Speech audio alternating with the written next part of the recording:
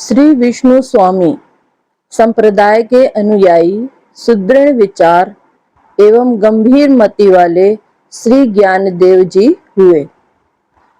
श्री नामदेव जी और श्री त्रिलोचन जी उनके शिष्य थे, जो सूर्य और चंद्र के समान भक्त जगत को प्रकाशित करने वाले थे। श्री ज्ञानदेव जी की वाणी गंगा जी के समान पवित्र थी।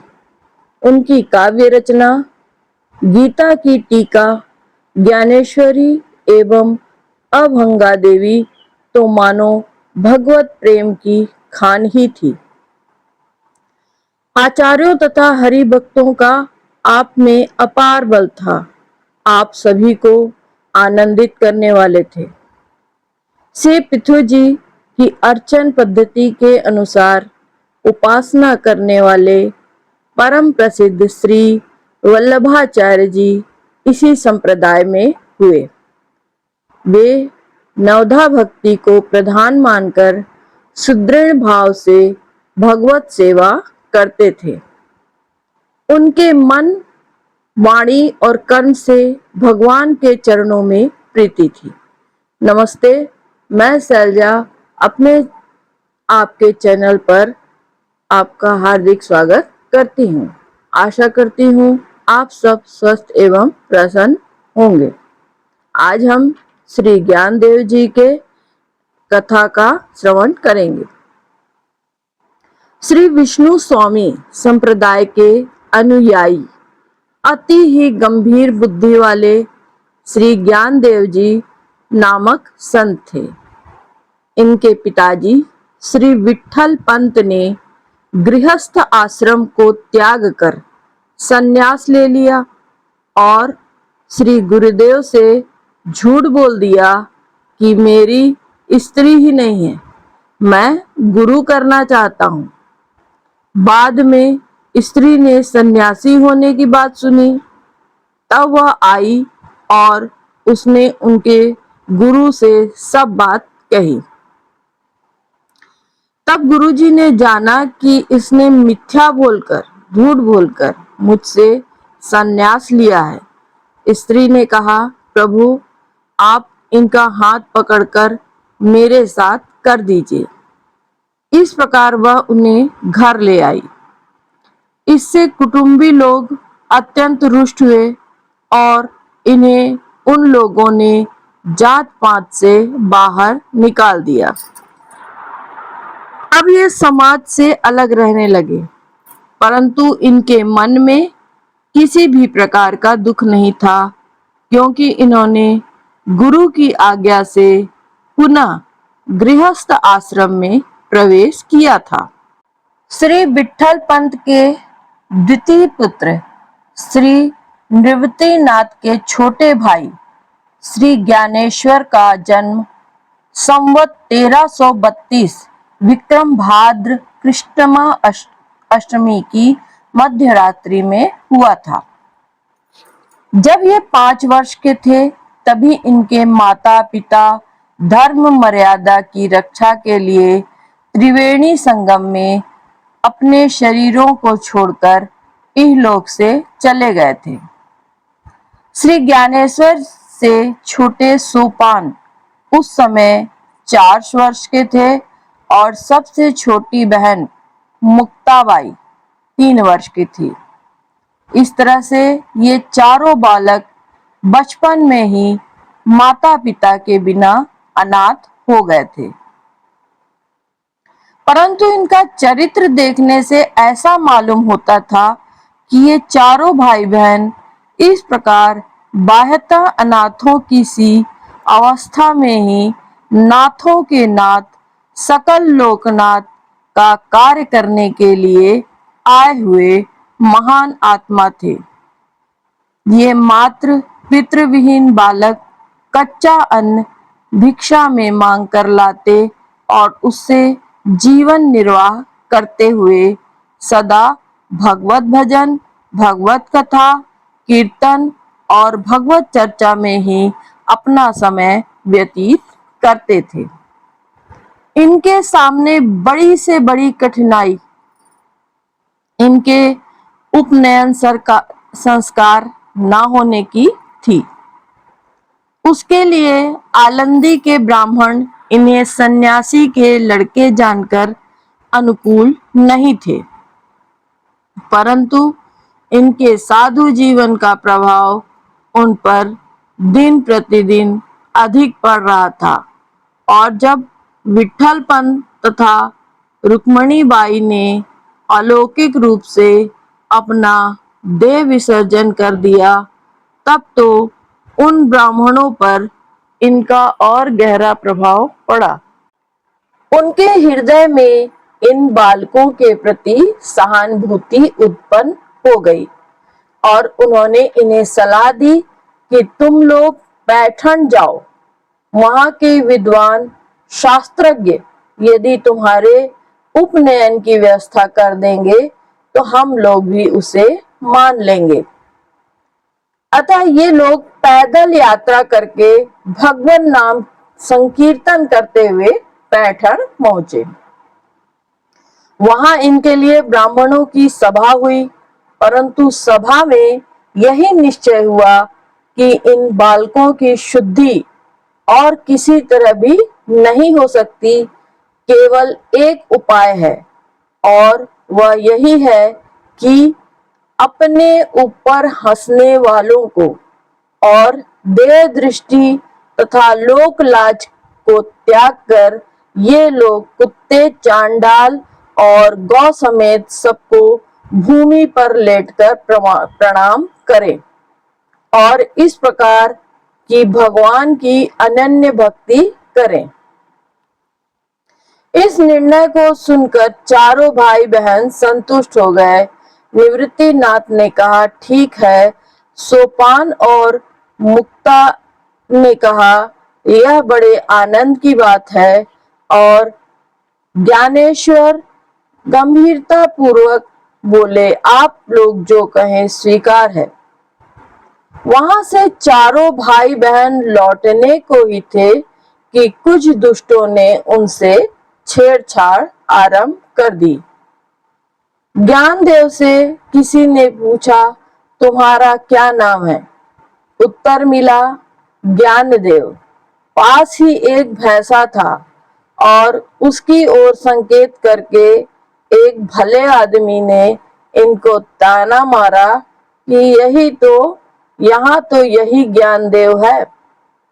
दिन भर बेचारा ज्ञान का ही तो बोझा ढोया करता है। कहिए देवता, क्या आप भी ऐसे ही ज्ञानदेव हैं? ज्ञानदेव ने कहा, हाँ हाँ, इसमें संदेह ही क्या है। यह तो मेरा ही आत्मा है, इसमें मुझ में कोई भेद नहीं।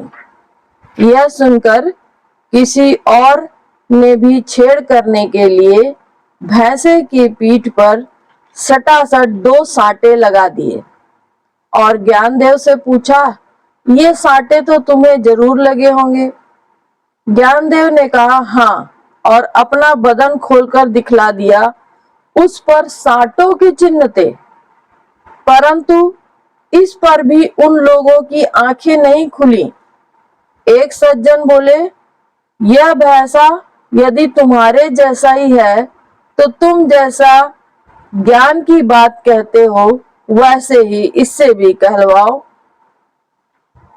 ज्ञानदेव ने भैंसे की पीठ पर हाथ रखा और हाथ रखते ही वह भैंसा ओम का उच्चारण करके वेद मंत्र बोलने लगा। अब यह चमत्कार देखकर पैठण के विद्वान ब्राह्मण चकित स्तंभित हो गए। उन्होंने अब यह जाना कि ये साधारण मनुष्य नहीं, कोई महात्मा है। इससे उन पंडितों में भी भक्ति प्राप्त करने की रुचि जाग गई और उनका अहंकार दूर हो गया। उन्होंने आकर श्री ज्ञानदेव जी के चरण पकड़ लिए। भक्तों का सा सरल स्वभाव अपनाकर उन्होंने दीनता ग्रहण की। एक दिन एक ब्राह्मण के घर श्राद्ध के अवसर पर ज्ञानेश्वर ने ध्यान करके आगंतुक व्यम कहकर उसके पितरों को सशरीर बुला लिया और उन्हें भोजन करवाया।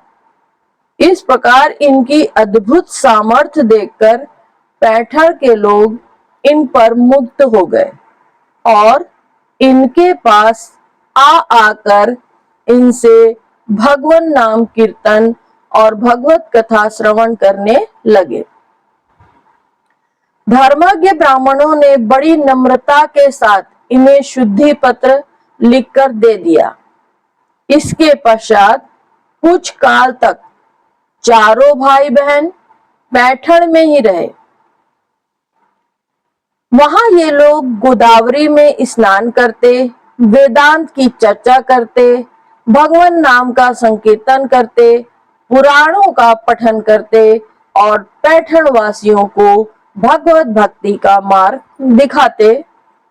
वहां रहते हुए भी ज्ञानेश्वर ने श्री मंचकराचार्य का भाष्य, श्री भागवत, महाभागवत, योग वासिष्ठ आदि ग्रंथ देख डाले और आगे जो ग्रंथ लिखे उनकी भूमिका भी वहीं तैयार कर ली।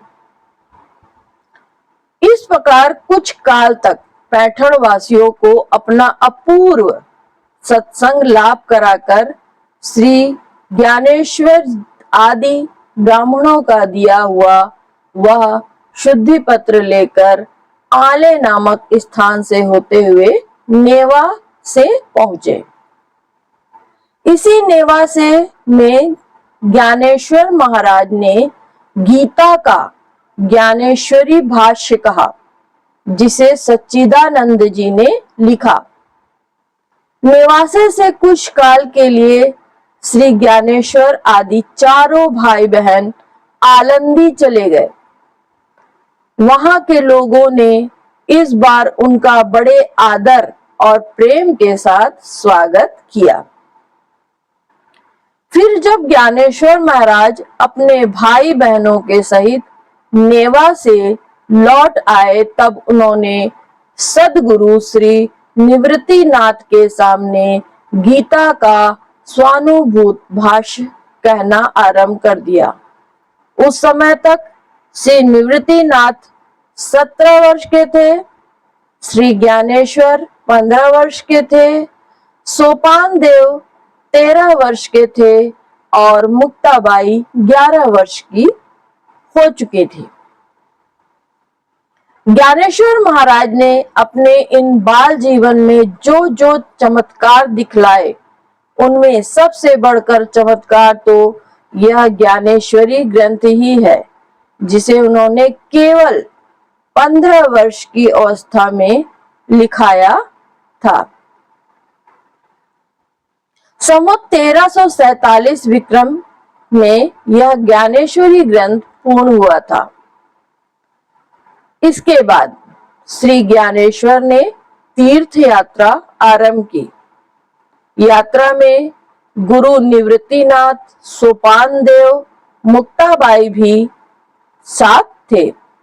कहते हैं इस यात्रा में विसोबा खेचर, गोरा कुम्हार, चोखा मेला, नरहरि सुनार आदि अन्य अनेक संत भी साथ हो लिए थे। सबसे पहले श्री ज्ञानेश्वर महाराज पंढरपुर गए, जहां उन्हें श्री विठ्ठल भगवान के दर्शन हुए तथा परम विठ्ठल भक्त श्री नामदेव से भेंट हुई। तत्पश्चात श्री नामदेव जी को भी साथ लेकर श्री ज्ञानेश्वर महाराज ने अनेक स्थानों में अपने ज्ञानोपदेश द्वारा असंख्य मनुष्यों का उद्धार करते हुए उज्जैन, प्रयाग, काशी, गया, अयोध्या, गोकुल, वृंदावन, द्वारका, गिरनार आदि तीर्थ स्थानों का परिभ्रमण किया और तदंतर में वे सब संतों के साथ पंढरपुर लौट आए। पैठण आदि स्थानों में श्री ज्ञानेश्वर महाराज ने जो अद्भुत चमत्कार दिखलाए, उनके कारण इन चारों भाई बहन का यश सर्वत्र फैल गया और सब दिशाओं में आर्द्र, जिज्ञासु, अर्थार्थी तथा ज्ञानी सब प्रकार के भगवत भक्त एवं योगी, यति, साधक आदि इनके दर्शनों के लिए आने लगे। ये बात उन दिनों की है जब ज्ञानदेव अलंदी नामक ग्राम में निवास कर रहे थे। उन्हीं दिनों श्री चांग देव नाम के एक सिद्ध योगीराज ताप्ती नदी के किनारे आश्रम बनाकर रहा करते थे। उनकी आयु और प्रतिष्ठा बहुत अधिक थी, साथ ही उनके शिष्यों की संख्या भी हजारों की संख्या में थी। इस बात का उन्हें अभिमान भी बहुत था। उन्होंने जब ज्ञानदेव की महिमा सुनी तो अपने हजारों शिष्यों को लेकर उनसे मिलने चल दिए। उस समय वे एक सिंह पर सवार थे। उनके एक हाथ में त्रिशूल और एक हाथ में सर्प का कोड़ा था। आलंदी गांव के समीप पहुंचकर चांगदेव के शिष्यों ने श्री ज्ञानदेव के पास जाकर उनसे अपने गुरु के आगमन की बात बताई। यह बात सुनकर श्री ज्ञानदेव जी के बड़े भाई श्री नृत्यनाथ जी ने ज्ञानदेव से कहा, चांगदेव हमारे अतिथि हैं, अतः उनके स्वागत के लिए तुम्हें जाना चाहिए। उस समय शीत ऋतु थी। ज्ञानदेव एक मिट्टी की दीवार पर बैठे धूप का सेवन कर रहे थे। चांगदेव के शिष्यों और अपने बड़े भाई की बात सुनकर उन्होंने दीवार से कहा, चल। वह मिट्टी की दीवार चल पड़ी। जब यह आश्चर्य चांगदेव ने देखा तो वे भी सिंह से कूदकर ज्ञानदेव जी के चरणों में गिर पड़े। उनका सिद्धि का अभिमान विगलित हो गया।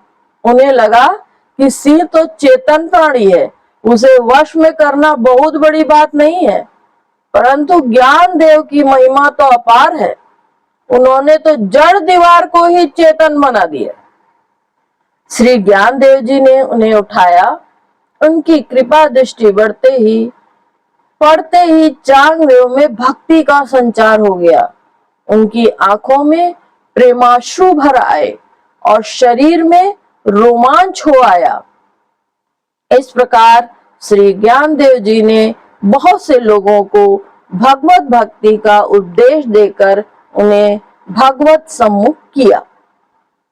कुल 21 वर्ष 3 माह और 5 दिन की अल्पावस्था में संवत 1343 विक्रम मार्गशीर्ष कृष्णा 13 को श्री ज्ञानेश्वर महाराज ने जीवित समाधि ले ली और उनके समाधि लेने के बाद 1 वर्ष के भीतर ही सोपानदेव, चांगदेव, मुक्ताबाई और निवृत्तिनाथ भी एक एक करके इस लोक से परम धाम को पधार गए। श्री ज्ञानेश्वर महाराज के ये 4 ग्रंथ बहुत प्रसिद्ध हैं। भावार्थ दीपिका अर्थात ज्ञानेश्वरी, अमृतानुभव, हरि पाठ के अभंग तथा चांगदेव पाष्ठी, जिसको पैष्ठी भी कहते हैं।